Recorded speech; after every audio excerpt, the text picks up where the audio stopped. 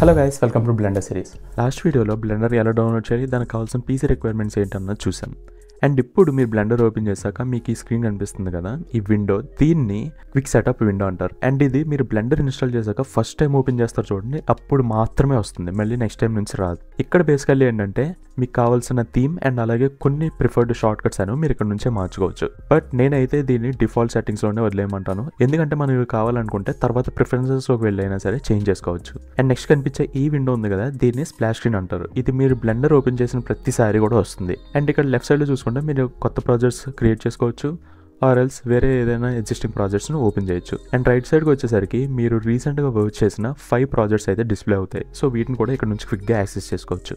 And మీరు కనుక just default అంటే ఈ జనరల్ వర్క్ స్పేస్ క్రియేట్ చేయాలనుకుంటే సింప్లీ మీరు ఏదైనా క్లిక్ చేయొచ్చు, ఆర్ ఎల్స్ ఈ బయటని క్లిక్ చేసినా సరే మనకి డిఫాల్ట్ ప్రాజెక్ట్ అనేది ఓపెన్ అవుతుంది.